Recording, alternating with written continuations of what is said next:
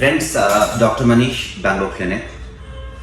I'm going to let you know about what are the common causes of hair loss and how does the cause ensures what kind of approach you should have. What is baldness? Baldness is a phenomenon where there is an excessive hair loss and there is no replacement. Why you require a treatment? Because most of the treatment helps you to stop or prevent the excessive hair loss, and in some cases it may help you to regrow your hair. So what are the causes and why it is important to know is, number one, there are certain disorders which can thin down the hair. Number two, there are certain disorders which can cause hair loss, but the hair loss is temporary and recovery is permanent and natural. Number three, when it is very important to know how to approach to a doctor and immediately to approach to a doctor and get a treatment because it may result into a permanent loss.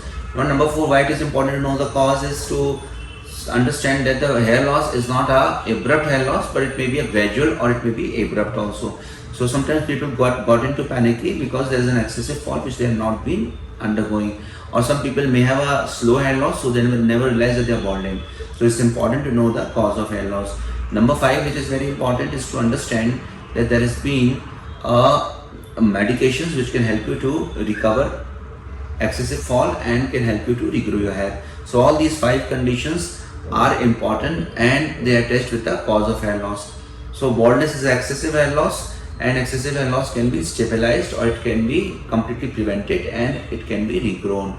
Some medications help you to recover completely. Some medicines may help you to retard the hair loss when you are in the early stage, but when you caught up early with the treatment, the maximum chances of recovery is there. So what are the common causes of hair loss?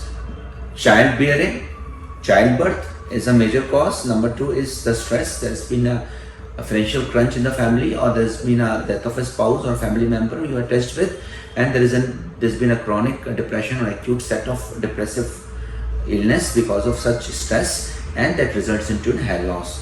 Now, what are the other causes which results into hair loss? Are hormonal.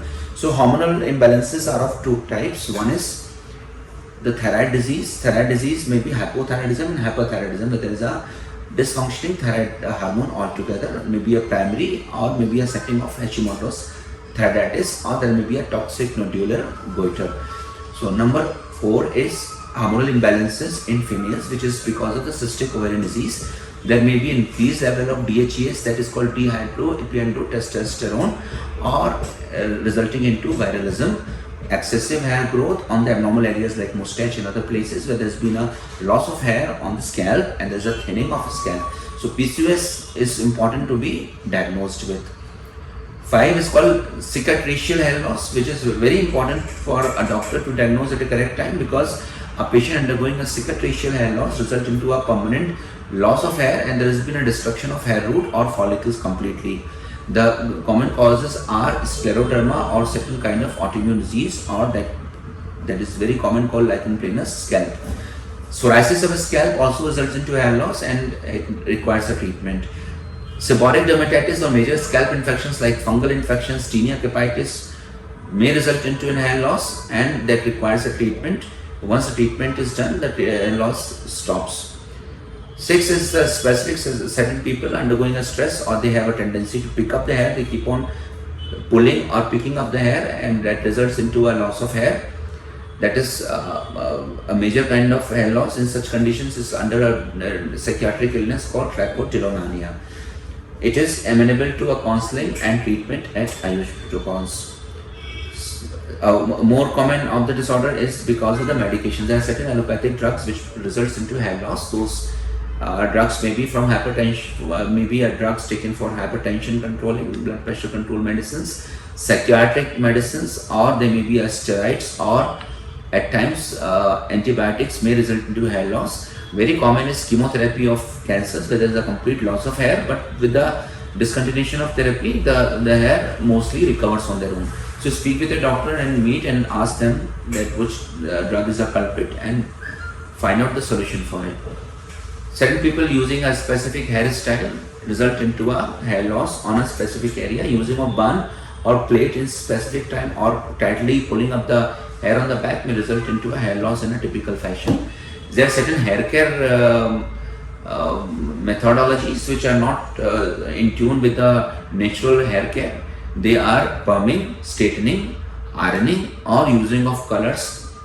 Sometimes recurrent hair spa or even a keratin treatment for that sake may result into a loss of hair or may result into a disturbances in the hair texture that may cause a long-term hair major illness like chikungunya, or in after COVID there has been a psychosis as well as a weakening of the body because of the medication infection itself, so that may result into an hair loss. But this is not very common, but it results into the same hair loss. Why it is important to know the hair loss causes is because you can take an action, and at Dr. Satsangis we ensure the diagnosis is done, the causes point is being detected, and then we completely tell you about the prognosis, when you will get the recovery and what measures you should participate in the treatment to get the best result. Friends, this information is very useful because it gives you insight of hair loss in a very scientific and practical way. Do not miss to share it with your friends. So it's very clear to you now that why you should know that what is the cause of hair loss. Number two, if there is a cause of hair loss, you know what kind of hair thinning is there, or whether it can regrow on your own, and in nutshell, you know when to go to a doctor and what kind of treatment you should go ahead with. So friends, this is a very primary information and very important to the people who love their hair and they want to understand how they should take care of their hair. This is important to know the causes and how and when to get to the doctor to recover the hair. Friends, don't miss sharing with your friends. This is a small information but is a very useful for you to make a concept, and don't forget to subscribe my channel. I'll be giving out various informations on hair as well as the health, and altogether a very different alternative concept of health which is called Ayush protocols of treatment. Thanks for listening to me. All the best. Thank you.